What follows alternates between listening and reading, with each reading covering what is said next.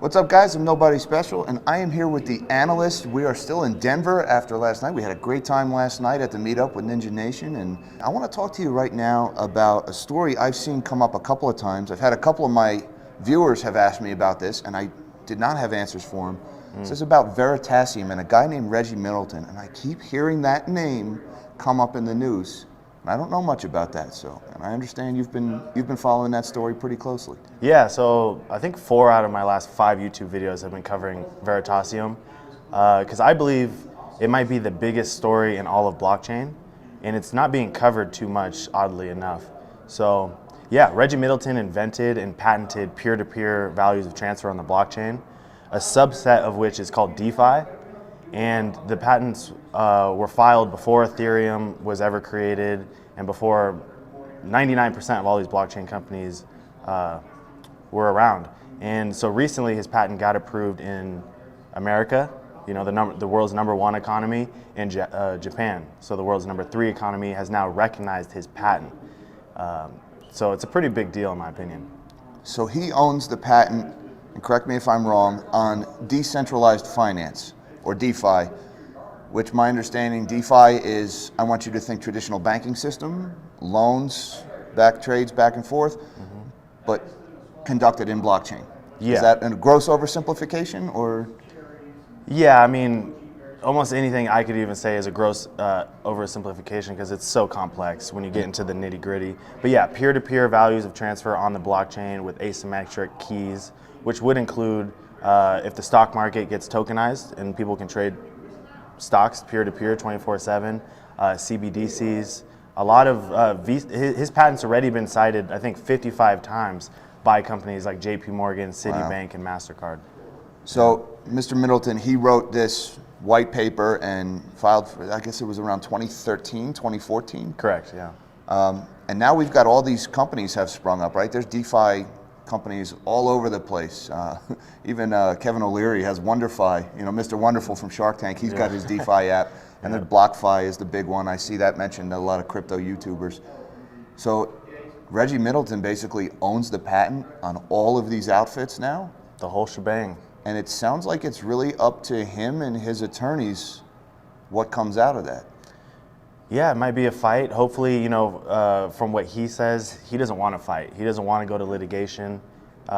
He just wants, you know, his fair share. So hopefully it works out in a peaceful manner. We'll just have to see how that plays out. So he's got the IP rights. He owns the intellectual property for DeFi, but he's also got his own coin, Veritaseum. And I hear a lot about Veritaseum. How does Veritaseum fit into this equation with the patent and with decentralized finance now? Yeah, so technically it's the token is very speculative because there's a lot of gray area as far as legality, what Reggie's gonna be able to do. But he's publicly said many times that he is strongly considering making the tokens, which there's only 2 million tokens, either necessary to use the IP or a discount mechanism to use the IP. So if all these companies are infringing and they have to pay him X amount of dollars, either they have to have the token to use the IP, or if they pay with the token, they'll get a 25% discount or whatever it is. So demand for this token could be pretty high. So he could enforce his intellectual property on decentralized finance, and one way he could do that would be to say, number one, pay me a royalty, or number two, you have to use my token for your app, and his token being Veritaseum. And if he went with that number 2 route, saying you have to use my Veritaseum, that would obviously significantly drive up the demand and thus the price of that Veritaseum, am I saying that right? Yeah. Coin.